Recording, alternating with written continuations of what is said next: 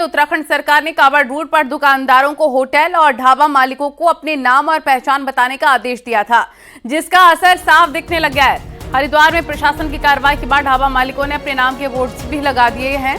Haridwar Najibabad highway पर Chidiyapur border के पास new star Garhwal dhaba, Himalaya भोजनालय, कीतल ढाबा जैसे कई ढाबे कई सालों से चल रहे हैं, लेकिन पहले उन पर संचालकों के नाम नहीं थे, लेकिन अब नाम के बोर्ड लगा दिए गए हैं। बोर्ड लगवा दिए, नाम लिखवा दिया है सबका। जो इसको चलाता है, जिसके नाम रजिस्ट्रेशन है, उसका नाम लिखा गया। हम उससे कोई एतराज़ नहीं है। हमें फ़ायदा, हमें नुकसान नहीं है, मगर जो लोग और होंगे उन्हें नुकसान और फ़ायदा वो अपना आप बताएंगे। हम बिल्कुल अपनी जगह सही हैं। हमने पहले भी बोर्ड लगा रखे थे, उसके बीच में हमारे बोर्ड हटवाए गए थे। इस वक्त मैं यहाँ तस्वीरें दिखाना चाहूँगा कि ये हिमालयन भोज नाम का एक ढाबा है, जो कि हरिद्वार से करीब 40 किलोमीटर दूर चिड़ियापुर बॉर्डर पर हरिद्वार नजीबाबाद हाईवे पर स्थित है। और हिमालयन भोज जो कि लंबे समय से ये ढाबा यहाँ पर चल रहा है, और उस पर देखा जा सकता है कि एक ताज़ा बैनर लगाया गया है जिस पे प्रोप्राइटर यानी कि मालिक का नाम अयूब लिखा हुआ है। इससे पहले भी यहाँ जो ये ऐसा बताया जा रहा है, जो होटल मालिक है उनकी ओर से, कि हम हमेशा यहाँ पर बोर्ड लगा कर रखते हैं, लेकिन तस्वीरों में देखा जा सकता है कि ये जो बैनर है, ये बोर्ड है, ये हाल ही में लगाया गया है। इस मार्ग पर कांवड़िए भी बहुत ज़्यादा चलते हैं। हालांकि अब लिखा हुआ साफ नज़र आ रहा है कि जो ढाबा चलाने वाले हैं, जो ढाबा संचालक हैं, वो गैर हिंदू हैं। तो कहीं ना कहीं कांवड़िए अब इस बात को लेकर सचेत हो सकेंगे, जागरूक हो सकेंगे, और जागरूक होने के बाद ही वो यहाँ पर भोजन करने के लिए जाएंगे, और उसके बाद किसी तरह की कोई वाद विवाद की स्थिति नहीं रहेगी। तो प्रशासन की ओर से जो ढाबों पर नाम लिखने की जो कार्रवाई की गई है, उसका असर अब यहाँ पर हरिद्वार में भी होता हुआ नजर आ रहा है। न्यूज़ 18 पुलकेश शुक्ला, हरिद्वार। और रुड़की के नारसन बॉर्डर के होटल ढाबे वाले प्रशासन के आदेश को अनदेखी कर रहे हैं, और प्रशासन ने सभी होटल ढाबे मालिकों को नाम लिखने के आदेश दिए हैं, लेकिन नारसन बॉर्डर के कई ढाबे पर मालिक का नाम बाहर नहीं लिखा गया है। वहीं ये भी बताया जा रहा है कि कई गैर हिंदुओं ने कांवड़ यात्रा के लिए अपने ढाबे हिंदुओं को किराए पर दिए हैं, और कई ढाबा चलाने वालों का कहना है उन्हें प्रशासन के आदेश का पता ही नहीं है। ये फिलहाल किराए पर लिया होगा। हाँ जी, हर साल जब भी कांवड़ आती है तो मैं लेता हूँ किराए पर। मतलब हाँ जी। किसका है ये? होटल है शेख चौधरी लिबार्टी। लगभग 4-5 साल से मैं ये कांवड़ चला रहा हूँ। मतलब 14 फरवरी से हमने स्टार्ट किया है ये, और उस टाइम से हम कंटिन्यू उसको हम संचालन कर रहे हैं, और आगे भी कंटिन्यू हम संचालन करेंगे यहाँ पे सेवा वक्तों में। नेम प्लेट के हमारे पास दिशा निर्देश नहीं आए हैं। नेम प्लेट अगर कहेगी गाइडलाइन के अनुसार हम काम करेंगे। ये पहले बनता ही है। जो हमारे मालिक साहब थे गाँव के, इनका लड़का एक्सपायर हो गया था, तो फिर हमने आगे लिया है। अभी 1.5 महीना होगा हमें। अब ये कांवड़ के लिए लिया है, फिर इसमें रिपेयरिंग करवा के बाद में सब परमानेंट के लिए खोल लेंगे। हरिद्वार में कांवड़ रूट पर होटल ढाबों के सत्यापन का साधु संतों ने समर्थन किया है। संतों ने कहा है कि कई लोग पहचान बदलकर होटल चला रहे हैं, और ऐसे लोगों का पर्दाफाश होना बहुत जरूरी है। संतों ने कहा है कि सिर्फ हरिद्वार और कांवड़ रूट ही नहीं, बल्कि पूरे देश में इस तरह की कार्रवाई होनी चाहिए। कांवड़ में अपना नाम छिपा करके, भेष छिपा करके आते हैं, नाम हिंदू रखते हैं, टिंकू मिंकू ऐसा लगे तो पता नहीं लगता कि मुसलमान है हिंदू है, और कोई न कोई उपद्रव करने की योजना बनाते हैं। कांवड़ में उपद्रव भी पहले हुए हैं। ये बहुत ही दुर्भाग्यपूर्ण है कि पूरे उत्तराखंड में ऐसे हजारों ढाबे चल रहे हैं को कहीं बहुत बड़ा संकट खड़ा ना कर दे। इसलिए राज्य सरकार को इनकी एक जांच पूरी करानी चाहिए पूरे प्रदेश में। भुलावे में नहीं रहता है, छलावे में नहीं रहता है। ये तो नहीं रहेगा कि भाई इसने धोखे से ये नाम लेके या देवी देवताओं के फोटो लगा के और मालिक ये और ये कर दिया और ये बना के खिला दिया, तो इससे कभी सभी समाज में मतलब उपद्रव पैदा हो जाता है यार। कांवड़ यात्रा के दौरान होटल ढाबा मालिकों के पहचान को लेकर घमासान मचा हुआ है। वहीं हरिद्वार के ज्वालापुर में कई मुस्लिम परिवार पिछले कई सालों से अपने हाथों से कांवड़ तैयार कर रहे हैं, जो न सिर्फ हिंदू मुस्लिम एकता की मिसाल पेश करते हैं, बल्कि अपने लिए रोजगार भी जुटाते हैं।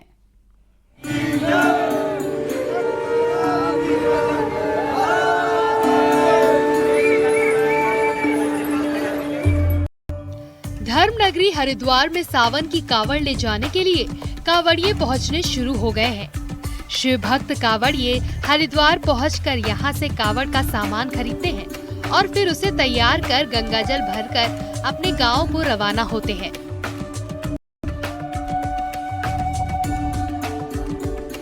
ये देश की कौमी एकता की मिसाल ही है कि आस्था की सबसे बड़ी यात्रा के लिए कावड़ तैयार करने वाले ज्यादातर कारीगर मुस्लिम हैं। हरिद्वार के अलावा दूसरे कई शहरों में भी मुस्लिम कारीगर ही कावड़ बनाते हैं। हरिद्वार के ज्वालापुर क्षेत्र में लालपुर रेलवे लाइन के पास बसी मुस्लिम बस्ती के दर्जनों परिवार पिछले कई दशकों से रंग बिरंगे कावड़ बना रहे हैं। उनका कहना है कि कावड़ बनाने से उनके मन को भी सुकून मिलता है और ये उनका रोजगार भी है। ये काम करने से थोड़ा सा दिल को सुकून मिलता है और ये हमारा रोजगार है और थोड़ी इसमें हमें फैसिलिटी मिलती है, थोड़ा मोहब्बत है, भाईचारा है, हिंदू मुस्लिम भाईचारा है हमारा। हम इसको 4 मंथ से काम करते हैं और ये हमारा प्रेम का काम है। शिव जी का कैसे काम करते हैं, हम शिव जी का नाम लेके काम करते हैं सारा। ये हमारा कावड़ का काम है, 4 महीने से करते हैं हम, अपने माही रमज़ान से काम करते हैं और यही हमारा प्रेम का काम है। कावड़ बनाने वाले कुछ कारीगर ऐसे हैं जो कई पीढ़ियों से हर साल कावड़ तैयार करते हैं। रमजान के महीने से कावड़ बनाने की शुरुआत कर दी जाती है। कावड़ बनाते वक्त उसमें साफ सफाई और शुद्धता का खास ख्याल रखा जाता है। रमजान में हम काम शुरू करते हैं, अपना रोजा भी रखते हैं और शंकर भगवान जी की कावड़ी बनाते हैं। दिन रात हम बाहर रहते हैं, कावड़ अंदर रहती है। ये आप खुद देख रहे हो, डांचे बाहर रखते हैं और कावड़ जो कपड़े वाली होती है वो अंदर रखते हैं। किस वजह से? ये हमारे मंदिर है, इसमें श्रद्धा का काम है, कोई श्रद्धा में किसी को ठेस ना पहुँचे। होटल ढाबों के बाहर नाम लिखवाकर ढाबा मालिकों का मजहब दिखाने को लेकर इन दिनों सियासत गरमाई हुई है।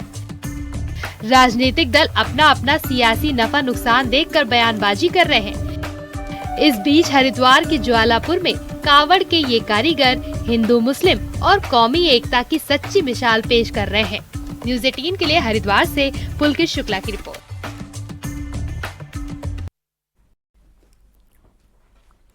चारधाम के नाम पर कोई ट्रस्ट या समिति नहीं बनेगी, ये सब रोकने के लिए सरकार कानून बनाने जा रही है। कांग्रेस नेता गणेश गोदियाल का कहना है सरकार को विधानसभा में प्रस्ताव पास करके केंद्र को भेजना चाहिए ताकि कानून पूरे देश में लागू हो, या धामों और मंदिरों के नामों को पेटेंट कराया जाए ताकि इसका गलत इस्तेमाल ना हो सके।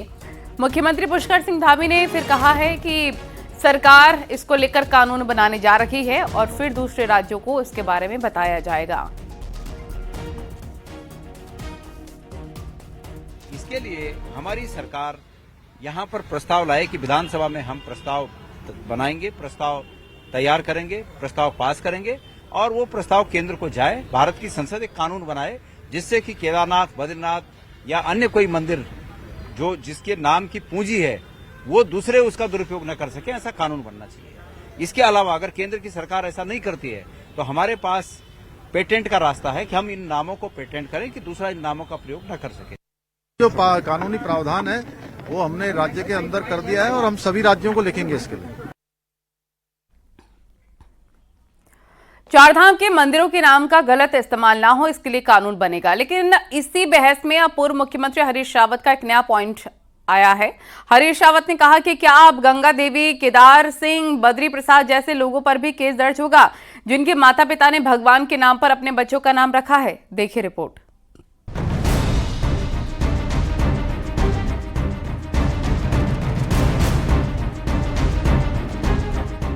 एक तरफ उत्तर प्रदेश और उत्तराखंड में कांवड़ यात्रा रूट पर कारोबार करने वालों को सही नाम बताना होगा, तो उत्तराखंड में दूसरी बहस मंदिरों के नाम के दुरुपयोग पर छिड़ी है।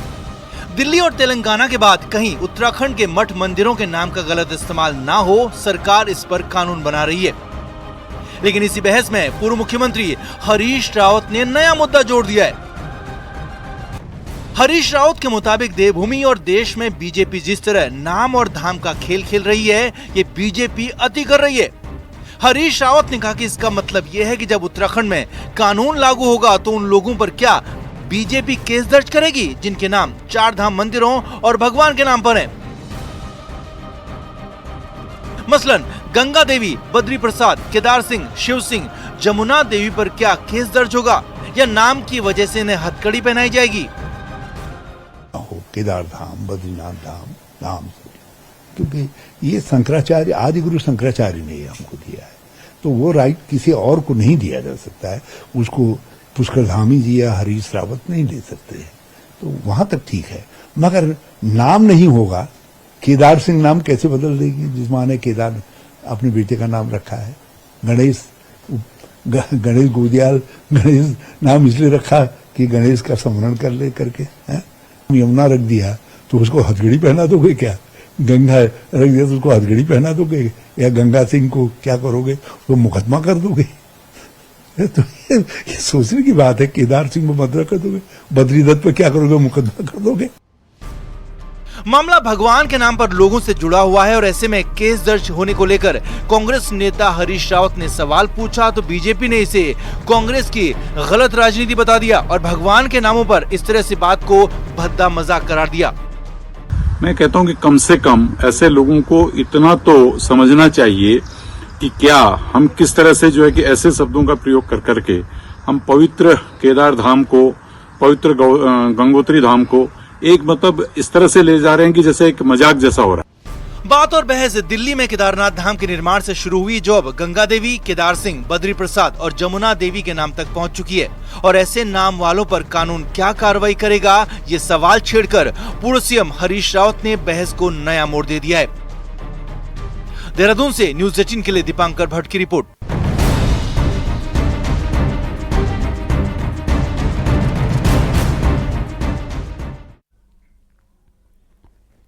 देहरादून के अजबपुर फ्लाईओवर पर एक बस ने स्कूटी सवार 2 महिला पुलिस कर्मियों को कुचल दिया। हादसे में महिला दरोगा कांटा थापा की मौत हो गई, जबकि सिपाही शकुंतला गंभीर रूप से घायल है, जिनको नजदीकी अस्पताल में एडमिट कराया गया। वहीं मौके पर पहुंची पुलिस ने ड्राइवर को पकड़ लिया है, बस को भी कब्जे में ले लिया है।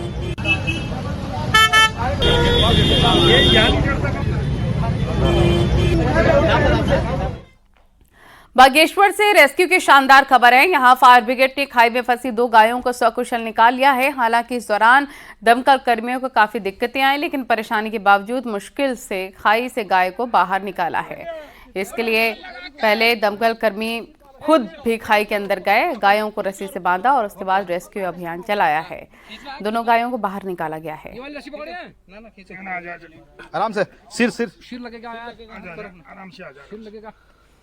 उत्तराखंड में तेज बारिश का अलर्ट जारी हुआ है। खासकर कुमाऊं रीजन में भारी से बहुत भारी बारिश का अलर्ट मौसम विभाग ने जारी किया है और ये अलर्ट 21 और 22 जुलाई के लिए है। कुमाऊं के नैनीताल, चंपावत और उधम सिंह नगर के लिए खास अलर्ट है। बारिश के बाद बरसाती नाले और नदियां उफान पर आ सकते हैं, इसलिए मौसम विभाग ने सभी लोगों को अलर्ट रहने के लिए कहा है। साथ ही गढ़वाल रीजन में भी बारिश हो सकती है। अगर मैं बात करूं नैनीताल, चंपावत और उधम सिंह नगर की, तो इनमें भारी से बहुत भारी वर्षा जो है कुछ जगहों में मिलने की संभावना है 21 और 22 को, और जो अत्यंत भारी वर्षा है वो भी कहीं कहीं पर 21 और 22 तारीख को इन डिस्ट्रिक्ट्स में वो मिलने वाली है। तो मैं लोगों से यही अपील करूंगा कि जो 22 की रात है, 21 की रात भी है, इसी तरह काफ़ी अलर्ट रहना है। और 22 की रात को विशेषकर तो आप देखें कि जो लैंडस्लाइड है या फिर जो है घाट गदेरों में, नदियों में जो पानी है, उसका जल स्तर जो 22 की रात या 23 सुबह में आप देखेंगे कि मैक्सिमम वो पहुँच जाएगा। पहाड़ों की रानी मसूरी में हुई बारिश के चलते कोतवाली परिसर में लैंडस्लाइड हो गया। लैंडस्लाइड होने से कोतवाली परिसर के एक बड़े हिस्से पर खतरा मंडरा रहा है। थाना कैंपस में बना एक मंदिर भूस्खलन की चपेट में आ गया। इसके अलावा पुलिसकर्मियों को 2 बाइक पुलिसकर्मियों की वहां दब गई। भूस्खलन के चलते करीब 7 रिक्शे भी दब गए।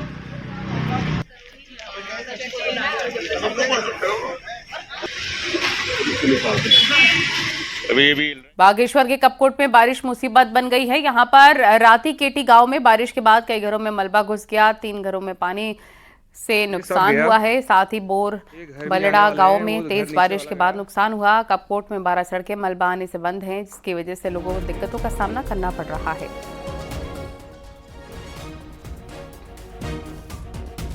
उत्तराखंड में साल 2026 तक सभी सरकारी ऑफिस में सोलर पावर प्लांट लगाए जाएंगे और इसके लिए सरकार ने 100 करोड़ रुपए की व्यवस्था की है। ये बात शनिवार को मुख्यमंत्री पुष्कर सिंह धामी ने सोलर पावर प्रोजेक्ट के उद्घाटन प्रोग्राम में कही है। वहीं पर मुख्यमंत्री ने solar water heater subsidy scheme portal का भी शुभारंभ किया और रूफटॉप सोलर प्लांट लगाने के लिए 734 लोगों को 3,72,00,000 की सब्सिडी बांटी है। मुख्यमंत्री ने कहा सौर ऊर्जा को बढ़ावा देने के लिए नई सौर ऊर्जा नीति भी बनाई गई है। ऊर्जा विभाग की अलग अलग योजनाओं ऑनलाइन पोर्टल के संचालन हेतु ये मार्गदर्शिका विमोचन किया हर्ष का विषय है कि आज हम प्रदेश के 27 शासकीय भवनों में कुल 1.26 मेगावाट क्षमता के सोलर प्लांट का लोकार्पण आज कर रहे हैं। आज किया है हम लोगों ने। यह पहल हमारे प्रदेश को हरित ऊर्जा प्रदेश बनाने की दिशा में एक मील का पत्थर साबित होगी और हमारी जो भावी पीढ़ियों के लिए भी एक स्वस्थ एवं स्वस्थ पर्यावरण आने वाले समय में सुनिश्चित होगा और इकोलॉजी में एक बड़ा योगदान होगा। राज्य में रूफटॉप सोलर प्लांट लगाने को बढ़ावा देने के उद्देश्य से केंद्र और राज्य सरकार की तरफ से 70% सब्सिडी का भी प्रावधान किया गया है। 70% सब्सिडी भी दी जा रही है। पीएम सूर्यघर योजना के तहत रूफटॉप सोलर प्लांट की स्थापना के लिए अभी तक 734 लाभार्थियों को 3.3 करोड़ 72 लाख का अनुदान अभी तक दिया जा चुका है। 3 दिन तक बंद कमरे में कांग्रेस की हार की वजह जानकर ऑब्जर्वर पीएल पुनिया दिल्ली लौट गए, लेकिन आखिरी दिन चर्चा 3 सीनियर नेताओं की रही जो शुक्रवार को अलग से मिलने के लिए होटल पहुंचे और यहां पर वो 3 नेता जिन्होंने लोकसभा चुनाव लड़ने से मना कर दिया था। तो बंद कमरे में क्या बात हुई, इसको लेकर अटकलों का दौर जारी है।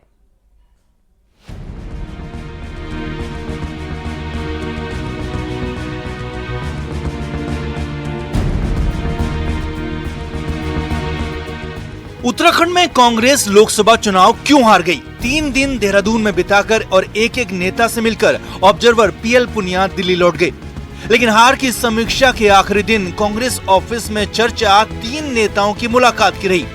खबर है कि शुक्रवार शाम दिन ढलने के बाद हरीश रावत, प्रीतम सिंह और यशपाल आर्य ऑब्जर्वर से मिलने प्राइवेट होटल में पहुंचे तो इस चर्चा ने जोर पकड़ लिया कि आखिर 3 सीनियर नेताओं को अलग से ऑब्जर्वर से मिलने की जरूरत क्यों पड़ी। 3 नेताओं के एक साथ पहुंचने पर चर्चा इस बात की भी होने लगी है कि क्या प्रदेश अध्यक्ष करण माहरा की कुर्सी खिसक सकती है या फिर तीनों नेताओं से चुनाव न लड़ने की वजह पूछी गई, क्योंकि तीनों कांग्रेस के बड़े चेहरे हैं। कांग्रेस नेता प्रीतम सिंह का कहना है कि जिसे राजनीति दिखती हो दिखे, लेकिन ये मुलाकात सामान्य थी। तो पीएल पुनिया ने कहा कि ये बातें मीडिया को बताई नहीं जा सकती। कल 3 बड़े नेता आपसे मिलने भी आए, वो भी सुर्खियों में। सभी मिले हैं और हमने कहा था कि सब मिले, तो सब मिले हैं और बाकी मुझे तो रिपोर्ट देनी है। बाकी कोई मीडिया से बात करके उसके बारे में मैं खुलासा करूं ये संभव नहीं। पहुंचे तो हमने कहा तीनों एक साथ मिल लेते, कोई हमें ऐसी कोई बात करनी नहीं थी, तो हम गए और उनसे जो बात हुई तो ऐसा नहीं, उनकी कुशल से पूछी क्या है कैसे। इसके मतलब कोई दूसरे मायने, इसके राजनीतिक मायने निकालने वाले तो राजनीतिक मायने निकालते रहे, पर लेकिन सामान्य और शिष्टाचार भेंट। कांग्रेस में मुख्यमंत्री का पद हो, प्रदेश अध्यक्ष का पद हो या फिर नेता विपक्ष का पद, बाहर बैठे नेता दूसरे नेता की कुर्सी हिलाने में कोई कसर नहीं छोड़ते। तो क्या लोकसभा चुनाव में हार को लेकर 3 सीनियर नेताओं की कोई जिम्मेदारी तय होगी या फिर हार के लिए प्रदेश अध्यक्ष की कुर्सी जाएगी? ये बड़ा सवाल है। करण माहरा का कहना है कि पार्टी का जो भी फैसला होगा मंजूर होगा। जो भी मुझे डिलीवर करना था मैं उसको पूरी ताकत से डिलीवर कर रहा हूँ। जो भी मुझे सर्विसेज कांग्रेस को देनी चाहिए वो मैं अपनी पूरी ईमानदारी के संग दे रहा हूँ। बाकी हाईकमान तय करके, हम लोग तो सिपाही हैं, जहाँ लगाएंगे हम वहाँ लगेंगे। अगर इसी में कंटिन्यू करना होगा तो इसमें करूंगा, और अगर नहीं होगा तो कोई ना कोई जिम्मेदारी मैं लेते रहूंगा, कांग्रेस के लिए काम करते रहूंगा, मुझे कोई दिक्कत नहीं। 3 सीनियर नेताओं से बंद कमरे की बात पर पीएल पुनिया कुछ नहीं बोले, लेकिन इसके बाद कांग्रेस में भविष्य को लेकर राजनीतिक चर्चाओं ने जोर जरूर पकड़ लिया है। देहरादून से न्यूज़ 18 के लिए दीपांकर भट्ट की रिपोर्ट।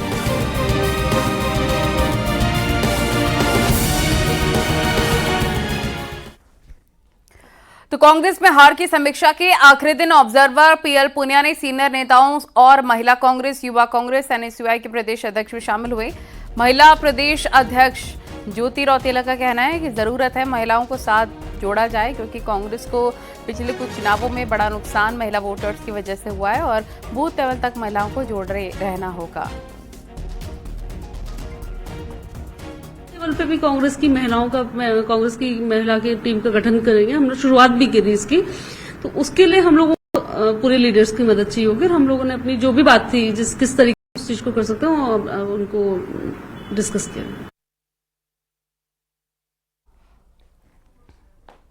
नैनीताल पहुंची विधानसभा स्पीकर रितु खंडूरी ने कहा कि गैरसैंण में मानसून सत्र की तैयारी पूरी है। मानसून सत्र की विधानसभा सचिवालय ने तैयारी पूरी कर ली है।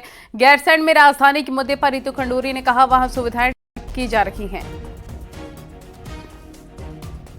देखिए, विधानसभा सचिवालय तैयार रहता है और हमेशा तैयार है, और इस बार भी पिछले 1-1.5 महीने में हमारे अफसरान वहाँ पहुंचे हैं और जिस तरह की सुविधा, जिस तरह का तैयारी होनी चाहिए वो हम पूरी तरह से तैयार हैं। देखिए, सबके मन में हम सब की इच्छा है कि ये हो, और इस तरफ धीरे धीरे कदम बढ़ रहे हैं। श्रीनगर गढ़वाल के पास कीर्ति नगर में एक गुलदार की संदिग्ध मौत हो गई। गुलदार ने पहले 56 साल के शख्स पर हमला किया और उसे घायल कर दिया। हैरानी भरी ये घटना हम आपको बता रहे हैं। इसके कुछ ही देर बाद जब उसे आगे बढ़ते ही गुलदार की मौत हो गई। वन विभाग का दावा है गुलदार पहले से घायल था, उसके शरीर के अंदरूनी हिस्से बुरी तरीके से खराब हो चुके थे।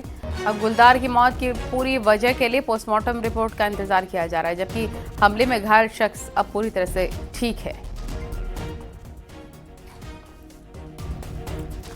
रामनगर में मंडी परिषद के सामने 35 मकानों पर बुलडोजर चलना तय हो गया है। उन्हें पीडब्ल्यूडी ने 5 जुलाई को अपने घर और दुकान खाली करने के नोटिस जारी किए थे, और इसी क्रम में आज के प्रशासन के साथ मिलकर पीडब्ल्यूडी ने यहां मौलिक रूप से लोगों को अपने घर और दुकान खाली करने को कहा है, जिससे वहां बुलडोजर चलाकर इसे अतिक्रमण मुक्त कराया जा सके। माना जा रहा है सोमवार को यहां ध्वस्तीकरण की कार्रवाई अमल में लाई जाएगी। पीडब्ल्यूडी की भूमि पर कुछ लोग लंबे समय से काबिज हैं, जिसमें इनको 5 जुलाई को नोटिस सर्व करा दिए गए थे कि आप इसको खाली कर लेंगे 15 दिन के अंदर, अथवा इसमें हटाए जाने की जो भी खर्चा आएगा आपसे वसूला जाएगा। और अब आपको दिखाते हैं पहाड़ टॉप 10 न्यूज। रामनगर में LIU sub inspector Saurabh Rathi और कांस्टेबल गुरप्रीत को विजिलेंस की टीम ने रिश्वत लेते गिरफ्तार कर लिया। अल्मोड़ा पुलिस ने महंगे शौक पूरा करने के लिए बाइक चोरी करने वाले 2 युवकों को गिरफ्तार किया। ऋषिकेश में ADG law and order AP Anshuman ने कांवड़ यात्रा के लिए 3 जिलों के पुलिस अधिकारियों की ब्रीफिंग की और कांवड़ यात्रा में कांवड़ियों के साथ व्यवहार को लेकर दिशा निर्देश दिए। पौड़ी पुलिस नीलकंठ मंदिर मार्ग पर वेरिफिकेशन ड्राइव चला रही। कांवड़ यात्रा को लेकर पुलिस सतर्क है। दर्जाधारी राज्य मंत्री दिनेश आर्य ने आज नैनीताल में अधिकारियों की मीटिंग ली और शिकायतों का समाधान नहीं होने पर फटकार लगाई। अल्मोड़ा बेस अस्पताल के कर्मचारियों ने खाली पदों में भर्ती और रुका हुआ वेतन तुरंत जारी करने की मांग पर शहर में जुलूस निकाला। उत्तरकाशी के बाड़ाहाट कांजी हाउस में 3 दिन में 3 गायों की मौत हो चुकी है। इसके बाद कांग्रेस ने नगर पालिका पर सवाल उठाए हैं। बागेश्वर में कांग्रेस कार्यकर्ताओं ने जिला अस्पताल में हो रही अनियमितताओं और गड़बड़ियों की शिकायत डीएम से की है। पौड़ी जिले में इस साल के लिए जिला योजना का 120 करोड़ का बजट आज सर्वसम्मति से पास कर दिया गया। अल्मोड़ा में एनटीडी के पास नगरपालिका 10 साल से नंदावन तैयार कर रही है। इसमें पौधारोपण किया गया है। वहीं अल्मोड़ा में बड़ा रेल हादसा टल गया। मालगाड़ी के कई डिब्बे ट्रैक से उतरे। मालगाड़ी के 5 डिब्बे पटरी से उतरे हैं। रेलवे अधिकारी मौके पर पहुंचे। दिल्ली लखनऊ की दोनों लाइनें बंद हुई हैं। ये बड़ी खबर अमरोहा से इस वक्त हम आपको बता रहे हैं। ये देखिए तस्वीरें। बड़ा रेल हादसा टल गया है। इससे पहले भी आपने रेल हादसे की खबर सुनी होगी, जहां पर 2 की मौत हो गई। और फिलहाल अमरोहा में एक बड़ा हादसा टल गया है। मालगाड़ी के कई डिब्बे ट्रैक से उतरे। 5 डिब्बे पटरी से उतर गए। तमाम रेल अधिकारी मौके पर मौजूद। खबरें जारी हैं, रुकेंगे छोटे से ब्रेक के लिए।